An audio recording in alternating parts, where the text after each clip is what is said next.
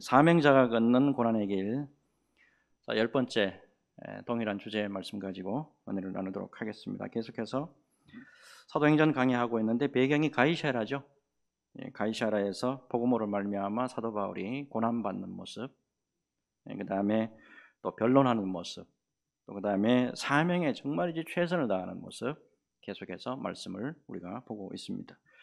특별히 지난 주일에 이 사도 바울의 이제 마지막 변론입니다. 아그리빠 왕의 앞에서 변론을 이제 시작하는 그런 모습인데 세 가지 굉장히 중요한 말씀이 있었어요. 첫째가 뭐냐면 복음은 전해질 때 위력이 나타난다는 거예요.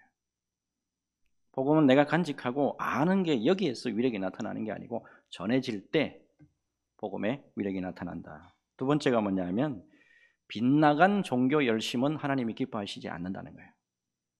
빗나간 종교의 열심, 이거 주의해야 된다 말씀을 좀 드렸고, 마지막으로 고난이 주는 영적인 교훈이 있다 이 말입니다. 고난이라는 하는 것은 우리 예수 믿는 사람들을 무조건 넘어뜨리고 뭉개버리는 그런 것이 아니라는 거예요. 고난을 통해서 하나님의 중요한 메시지가 있다, 이것을 꼭 기억하는 저와 여러분 되시기를 예수님의 이름으로 축복합니다. 자, 이제 오늘 이제 사도 바울이 아그리빠 왕 앞에서 내가 만난 예수예요. 내가 만난 예수, 다른 사람이 만난 예수, 목사님이 만난 예수, 장로님이 만난 예수, 그 예수가 아니고 내가 만난 예수예요. 내가 만난 예수를 간증하는 내용이잖아요. 자, 12절에서 13절이죠. 그 일로 대제사장들의 고난과 위임을 받고 다메섹으로 갔나이다. 왕이여, 정오가 되어 길에서 보니 하늘로부터 해보다 더 밝은 빛이 나와 내 동행들을 둘러 비추는지라 했습니다. 사도 바울이 과거에 유대교의 열심일 때, 그때 이제 잠깐의 이제 모습 이제 말씀을 하고 있는데, 특별히 여러분 사도 바울이 자신이 예수님을 지금 어떻게 만났느냐, 요거 이제 간증하고 있는데, 사도행전에만 몇 번 나오냐면 자기가 직접 예수님을 만났다라고 하는 간증의 내용이 3번 나와요.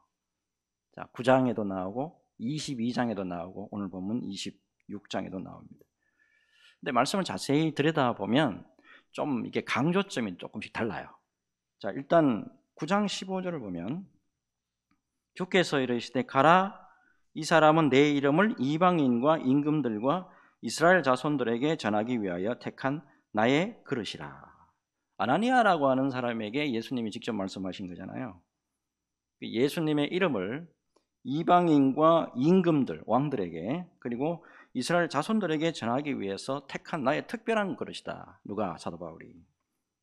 그러니까 오늘 말씀 보니까 정말이지 아그리빠 왕 앞에서 직접 예수 그리스도에 대해서 간증하고 있다 이 말이에요. 자, 여러분 사도 바울이 유대교를 믿던 때 바로 이 사울이라는 이름으로 유명했죠. 자, 13절을 다시 보니까, 자, 정오가 되어 그랬어요. 정오. 팔레스타인 지방에서 12시 정오는 매우 덥습니다. 대부분 그때는 일을 안 해요. 사람도 이게 돌아다니지도 안 한다고. 뭐 오침하거나 그냥 쉰다고요. 근데 열심히 특심하죠. 정오까지 열심히 일했다 이 말이에요. 네, 기독교인들을 핍박하기 위해서. 자, 이때 예수님이 사울에게 직접 나타나셨어요. 자, 보면 해보다 더 밝은 빛이 나와 내 동행들을 둘러 비추는지라 그랬어요. 자, 이렇게 해서 3일 동안 사울의 육적인 눈이 멀게 됩니다. 얼마나 강한 빛이었으면 평생 동안에, 자, 이로 말미암아서 사울에게 지병이 따라다니잖아요.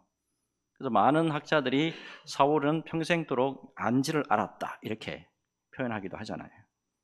여기서 여러분 흥미로운 게 발견이 되는데, 사도 바울이 사울로 더 유명할 때 육적으로 보이는 것이 다였어요. 내게 이 세상에 눈에 보이게 하는 이 존재, 이게 사도 바울에게는, 사울에게는 이게 다였다고. 그런데 제일 먼저 하나님이 탁 친 게 뭐예요? 제일 먼저 탁 친 게 뭐냐면 육적인 눈을 멀게 해버린다. 그리고 놀랍게도 육적인 눈을 일단은 멀게 하고 난 다음에 하나님이 그 다음에 역사해 주신 것이 뭐냐면 영적인 눈을 뜨게 하는 거예요. 그동안에는 예수님이 안 보인다고. 예수님이 특별히 하나님이 역사하시는데도 하나님이 안 보였어. 신앙생활을 그렇게 많이 했는데도, 그렇게 하나님 하면서 예배 그렇게 많이 들었는데도 하나님이 안 보였다 이 말이에요. 근데 이번에 어떻게 해요? 이 땅에 오신 하나님이죠. 예수님이 이제 보이기 시작한단 말이에요. 사울에게는 그동안에 예수님은 누구였냐면 사람.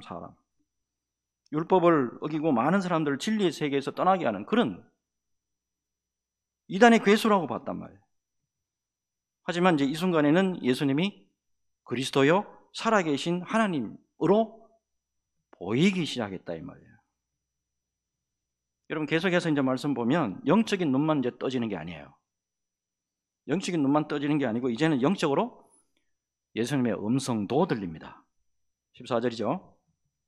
우리가 다 땅에 엎드려지매 내가 소리를 들으니 히브리 말로 이르되 사울아 사울아 내가 어찌하여 나를 박해하느냐 가시체를 뒷발질하기가 내게 고생이니라. 실제로 사울은 예수님을 박해한 적은 없죠. 근데 오늘 말씀을 딱 보면 예수 믿는 주님의 백성들을 핍박했을 때 그게 바로 예수님을 핍박한 것이다 이렇게 말씀하고 있단 말이에요. 그 다음에 굉장히 준엄한 경고의 말씀이 이어지고 있단 말입니다. 사울아 사울아 네가 어찌하여 나를 박해하느냐 가시체를 뒷발질하기가 내게 고생이니라. 이 말씀 뭐냐면 예수님을 특별히 예수 그리스도를 핍박하는 그것을 멈추지 않는다면 준엄한 징계의 매가 계속될 것이다 이 말씀이잖아요. 자, 이 가시체라는 말 나오죠. 가시체 헬라어로 켄트론입니다. 켄트론. 끝에 뾰족한 쇠로 된 가시가 달린 소머리채예요. 계속해서 짐승이 주인의 말을 안 듣잖아요. 그렇게 되면 뒷발질 자꾸 하면 네가 더 아파. 그런 의미의 내용이 되겠습니다. 어쩌면 예수님이 직접 사울에게 나타나지 않았다고 한다면 계속해서 엄청난 죄악을 저지를 거예요. 죄 못 짓게 예수님이 딱 나타나셔서 딱 브레이크를 건다고.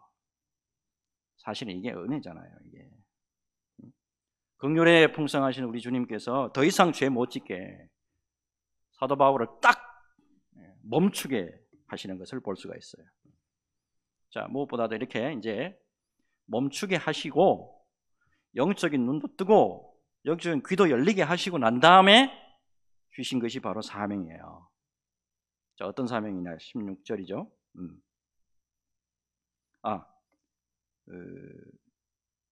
16절이 나와야 되는데 왜죠? 예, 16절 보면 일어나 너의 발로 서라.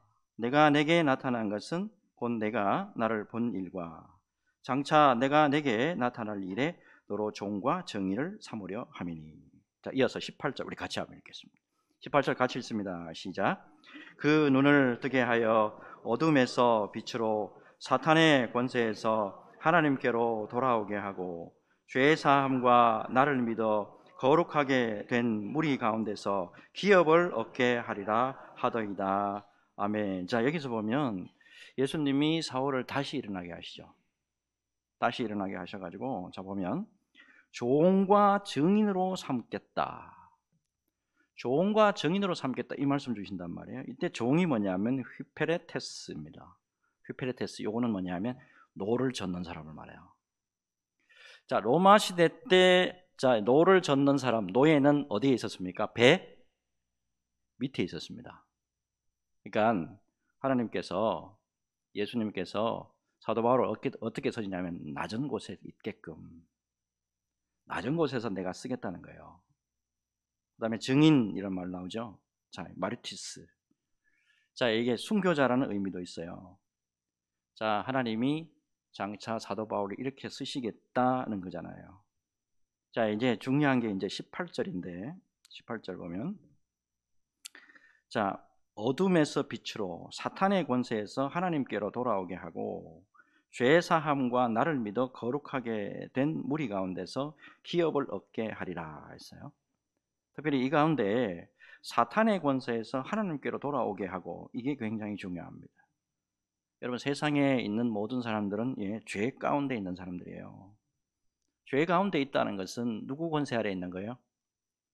사탄의 권세 아래 예속되어 있는 사람들 말하잖아요. 하지만 이들이 예수 그리스도를 영접하게 되면 이들 모두 하나님의 통치 아래 놓이게 된다는 거죠. 자, 지금까지 이제 말씀 가만히 보면 누구에게 지금 간증하는 거예요?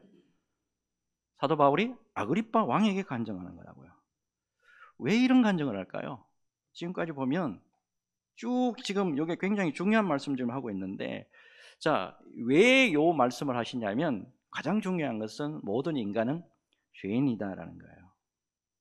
모든 인간은 죄인인데 특별히 그 죄인이 구원을 얻기 위해서는 오직 예수 그리스도를 믿어야 되고 예수 그리스도를 말미암는 의를 얻어야 한다라는 거예요.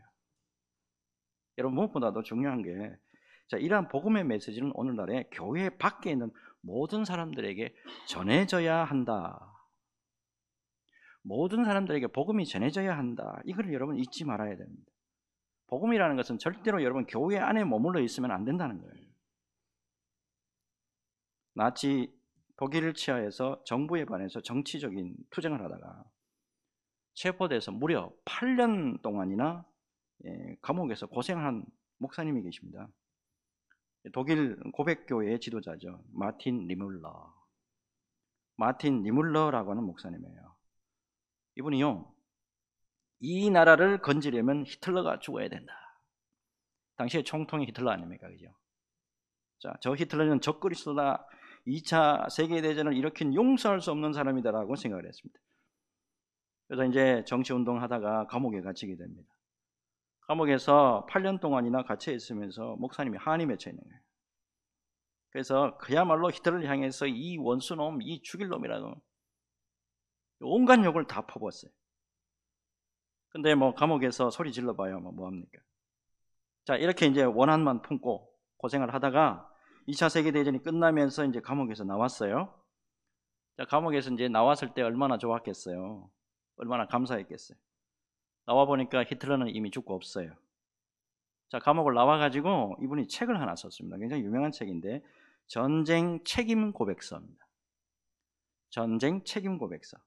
자, 모든 책임은 히틀러에게 있다. 이렇게 썼어요, 처음에. 근데 이 책을 쓰고 난 다음에 목사님이 7번씩이나 똑같은 꿈을 꿉니다. 자, 꿈의 내용은 이거예요. 자기가 죽어가지고 하나님 나라에 가가지고 심판받기 위해서 줄을 쫙 섰대요. 모두 이제 차례차례 이제 심판을 받아요. 근데 문득이나 큰 소리로 심판받는 소리가 들리더래요. 누가 자기보다 먼저 죽어가지고 이제 심판을 받는 모양인데, 하나님께서 쩌렁쩌렁하게 이런 소리를 하십니다. 니는 어째서 예수 그리스도를 몰랐는고? 너는 어째서 그동안에 그렇게 많은 세월 속에서 어떻게 예수 안 믿고 살았냐? 이런 의미로 하신 말씀이에요. 그러니까 죄인 되는 그 사람이 말을 이렇게 합니다. 아무도 나에게 복음을 제대로 전해준 사람이 없었습니다. 나에게 단 한 사람도 복음을 제대로 전해준 사람이 없었습니다 라고 하더래요. 근데 그렇게 대답하는 사람의 목소리가 굉장히 좀 낯이 익더래요. 확인을 해보니까 심판받는 사람이 바로 히틀러였다는 거예요. 여러분, 히틀러, 여러분 공부해 보신 분들은 잘 아시겠지만 질문 하나 드려볼까요? 히틀러는 종교가 뭐였죠? 이거 잘 모르시는 분 많더라고요. 히틀러, 명목상으로 카톨릭 영세를 받은 카톨릭 신자였습니다.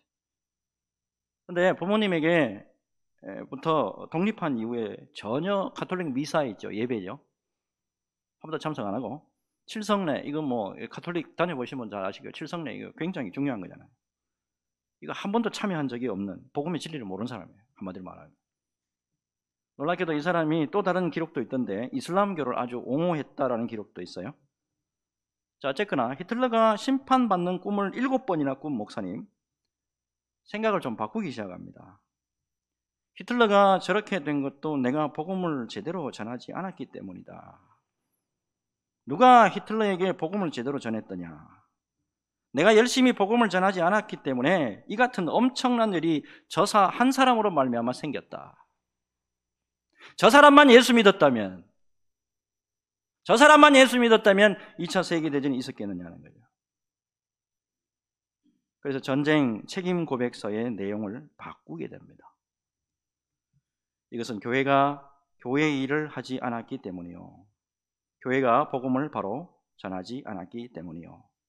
내가 하나님 앞에 해야 할 일을 성실하게 다하지 못했기 때문이다. 이 책임은 바로 나 자신에게 있다. 여러분, 사도 바울의 모습을 보면서 우리가 깊이 깨달아야 돼요. 복음을 제대로 전가하지 않잖아요. 복음을 제대로 전가하지 않으면 수많은 사람이 지옥 백성이 된다라고 하는 사실이에요. 여러분, 이것을 깊이 새기시고 어느 곳 어느 때든지 복음을 열심히 전하면서 많은 사람들을 주께로 이끄는 믿음의 종들 다 되시기를 예수 그리스도 이름으로 축복합니다. 자, 이제 마지막으로 사도 바울의 또 다른 간증인데, 자, 이 19절을 좀 보면 좀 특이한데, 자, 19절 우리 같이 한번 읽어볼까요? 같이 읽습니다. 시작. 아그리파 왕이여, 그러므로 하늘에서 보이신 것을 내가 거스르지 아니하고. 아멘. 여기 보면 하늘에서 보이신 것을 내가 거스르지 아니하고 했어요. 사울이 사도 바울로서 사명을 감당하게 된 거. 내가 원래 이름은 사울이었지만 사도 바울로서 하나님 앞에 정말이지 이렇게 열심을 낼 수밖에 없었던 것은 결단코 내 자의적인 결단이나 그리고 내가 뭔가 잘난 어떤 그런 결심이 있어서가 아니었다는 거예요. 한 사람의 인간으로서 거절할 수 없는 불가항력적인 하나님의 역사가 있었다. 내가 사도 바울이 된 것은, 내가 사도가 된 것은 하나님의 불가항력적인 그런 하나님의 놀라운 역사가 있었기 때문에 내가 오늘날 이렇게 복음 전하는 사람이 됐다라는 거예요. 그래서 우리가 잘 알다시피 지금까지 계속 말씀 살펴보면 어때요? 다메섹 사건 이후부터 사도 바울이 온갖 고생 다 하잖아요. 온갖 죽을 고비를 넘기면서도 끝까지 뭐예요? 예수 그리스도의 복음. 예수 그리스도의 복음. 이거 가지고 사는 사람 아닙니까? 무엇보다도 20절을 딱 보시면 그 가운데 예수님의 명령을 절대로 잊지 않아요. 예수님의 명령이죠. 20절. 먼저 다메섹과 예루살렘에 있는 사람과 유대 온 땅과 이방인에게까지 회개하고 하나님께로 돌아와서 회개에 합당한 일을 하라 전함으로 했습니다. 다메섹에서 예수님을 친히 만난 후에 그곳에서부터 시작해가지고 예루살렘, 유대 모든 이방인에까지 복음을 전하였다. 이렇게 지금 설명하고 있고, 무엇보다도 유대인들도 이방인들도 모두 회개하고 하나님께 돌아와야 됩니다. 특별히 사도 바울의 오늘 말씀 가운데 가장 중요한 것이 뭐냐면 여러분 회개예요. 여러분 회개. 오늘날 우리 예수 믿는 사람 치고 회개라는 말 정말이지 많이 들어보죠. 여러분 회개에 대해서 여러분 깊이 좀 생각을 좀 하셔야 됩니다. 회개 어떻게 해야 됩니까? 회개 어떻게 해야 됩니까? 본질적인 제가 질문을 좀 드리죠. 회개 어떻게 해야 됩니까? 회개라는 것은 여러분 헬라어는 뭐냐면 메타노이아입니다. 메타노이아 두 개 합성어입니다. 앞에 메타라는 말 나오죠. 이게 뭐냐면 뭐를 넘어서 그리고 변화하다라는 의미가 있어요. 둘째가 뭐냐면 노에오 누스인데 노에오 누스 이건 마음, 생각, 이성이라는 의미를 가지고 있습니다. 그래서 회개라는 것은 마음을 넘어서 내 마음을 넘어서 생각과 마음과 이성이 변화되는 것을 의미합니다. 여러분 무엇보다도 중요한 것은 변화가 핵심이라는 거예요. 예수님을 진정으로 만났다 그러면 마음을 뛰어넘어야 돼. 내 마음을 뛰어넘어서 우리의 생각과 우리의 마음, 이성 변화를 받아야 이게 제대로 된 회개를 한 거란 말이에요. 그런데 이 회개가 우리 생각처럼 잘 되느냐? 그렇지 않죠. 회개라는 거 여러분 우리 사람의 결단과 사람의 의지, 사람의 마음으로 되는 게 아니잖아요. 이거 오로지 성령의 은혜로만 되는 거예요. 이게 복음을 받아들이는 거 그리고 복음의 말씀을 듣고 내가 찔려가지고 주님 앞에 진정으로 회개하며 돌아오는 거 이거 사람의 이성으로 되는 게 아니다 이 말입니다. 이와 관련해서 여러분 마지막으로 23절 우리 한 절 더 보는데 23절 같이 읽겠습니다. 시작.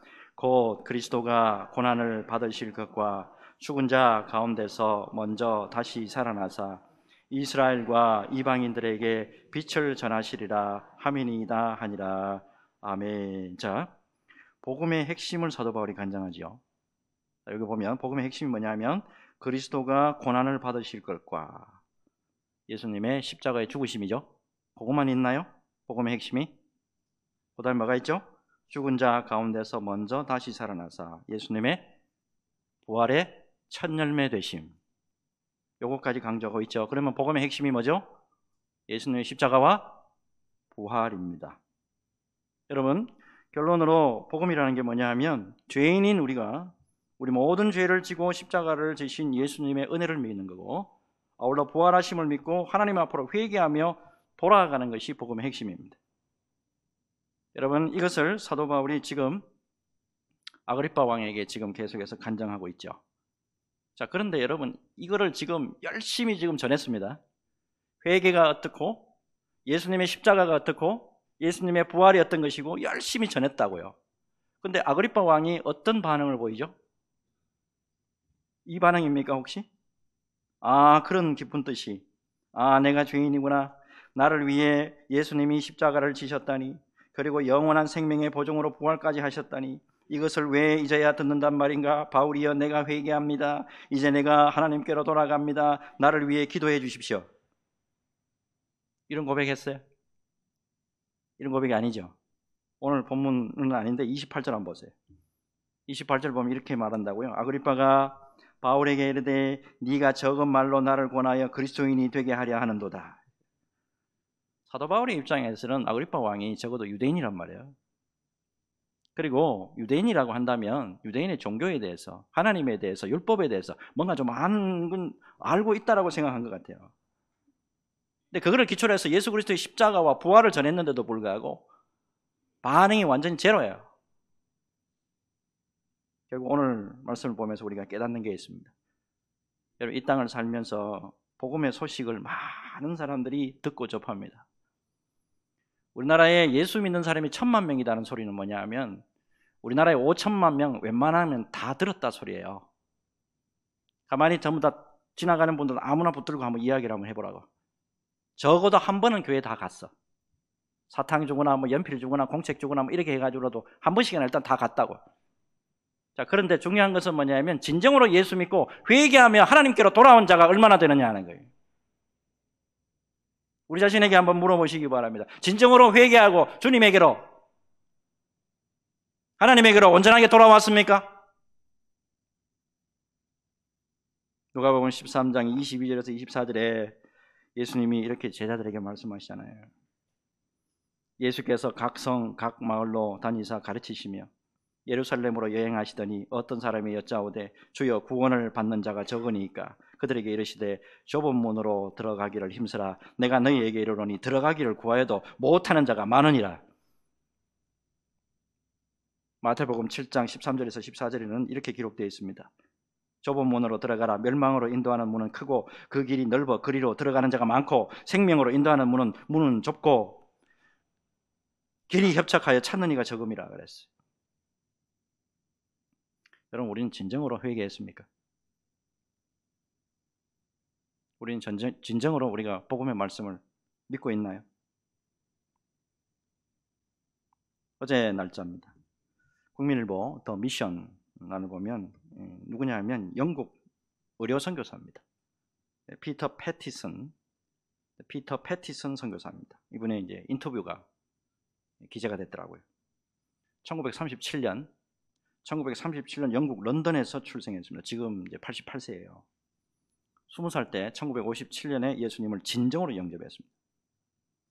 예수 진정으로 딱 영접하고 해외 의료 봉사를 결심하게 됩니다. 이번에 어느 대학 나왔냐면 캠브리지 나왔습니다. 캠브리지 의대를 졸업한 매우 뛰어난 의사인데 놀랍게도 한국에 선교사로 오기 전에 부모와 절연하고 들어오게 됩니다. 부모하고 절연하게 된 이유는 말하지 않더라고. 저는 아마 이렇게 생각이 되더라고요. 캠브리지 대학 의대를 나왔다고. 근데 이름도 없는 조선 땅에 와가지고 해외 의료 선교한다고 하니까 부모가 말린 거지. 근데 부모 말을 안 들어요. 이분이 이렇게 말하더라고. 부모님을 사랑합니다. 부모님을 사랑하지만 저는 예수님을 더 사랑합니다. 그동안에 저는 많은 눈물을 흘렸습니다. 라고 회고하더라고. 구약 성경 창세기 28장 말씀이죠. 야곱에게 약속하신 그 말씀 붙들고 한국에 오더라고. 한국에 왔어요. 창세기 28장 15절이죠. 내가 너와 함께 있어 네가 어디로 가든지 너를 지키며 너를 이끌어 이 땅으로 돌아오게 할지라. 내가 내게 허락한 것을 다 이루기까지 너를 떠나지 아니하리라 하신지라. 예, 야곱도 회답하잖아요. 야곱이 서원하여 이르되 하나님이 나와 함께 계셔서 내가 가는 이 길에서 나를 지키시고 먹을 떡과 입을 옷을 주시어 내가 평안히 아버지 집으로 돌아가게 하시오면 여호와께서 나의 하나님이 되실 것이요. 하나님이 이 말씀 그대로 다 이루어 주시더랍니다. 1965년도에 아내와 결혼해가지고 한국에서 네 자녀를 다 낳았습니다. 그런데 40년 동안에 엄마하고 결혼했다 그랬죠. 40년 동안에 엄마 얼굴을 한 번도 못 봤대요. 아버지하고는 2000년도에 임종 직전이었어요. 임종하기 전에 5년 전에 함께 할 수 있다고 그래요. 하나님의 은혜로 아버지와 관계가 회복이 됐어요. 아버지와 관계를 회복하면서 창세기 28장 말씀이 생각나더래요. 아, 그 말씀대로 하나님이 다 이루어 주셨다. 그렇게 고백하더라고요. 우리나라에 오셔가지고 마산 결핵 요양원입니다. 여기서 일했는데 특별히 어린아이들에게 굉장히 관심이 많았던 것 같아요. 15세 미만의 척추 결핵 어린이 치료에 주력을 했다 그래요. 굉장히 중요한 것은 이 마산 결핵 요양원이 전부 무료예요. 전부 처음부터 다 무료해 줬답니다. 가난하고 병든 사람이 환대받는 곳이 병원이어야 된다. 가난하고 병든 사람이 환대받는 곳이 바로 교회여야 된다. 이런 철학이 있더라고 보니까. 그래서 전교사님이요, 가난하고 돈 없는 사람들에게 치료, 약품, 물리치료 다 그냥 공짜로 다 해줬어. 마산에서 영국 의사가 와가지고 공짜로 다 치료해야 된다니까 사람이 미어 터졌답니다. 이게 온갖 에피소드들과 이야기들이 있더라고. 모두가 감동으로 은혜로 하나님이 인도해 주셨다고 합니다. 한 번은 어느 부모가 7개월 된 아기를 데려왔는데, 여러분 아기만 7개월 정도 되면 그래 퉁퉁하잖아요. 제법 크잖아요. 근데 몸무게가 3kg도 안 되더래요. 그런 아기를 그냥 놔두고 또 가버렸. 사모님이 맡아가지고 티스푼으로 죽을 먹이면서 보살폈는데 감사하게도 아기가 건강하게 잘 성장했다 그래요. 이런 이야기가 정말 무궁무진하게 많았는데 마지막으로 굉장히 제가 마음에 정말 확 와닿는 말이 있더라고요. 진정으로 예수님을 영접한 자로서 이런 말을 남기셨다고. 그분이 오직 한 번뿐인 인생 속히 지나가나 오직 그리스도를 위해 한 일만이 영원하리라. 오직 한 번뿐인 인생 속히 지나가나 오직 그리스도를 위해 한 일만이 영원하리라. 여러분 진정으로 예수님을 성령을 통해서 영접하시기를 바라고, 마음과 생각이 변화를 받아서 회개하고 오직 하나님께로 돌아가서 일평생 주님이 기뻐하신 일을 감당하는 저와 여러분들이 되었으면 하는 간절합니다. 이 은혜로 언제나 주님 앞에 굳건하게 세워지는 우리 수원소망교회 성도들 다 되시기를 예수 그리스도 이름으로 축복합니다. 축복합니다.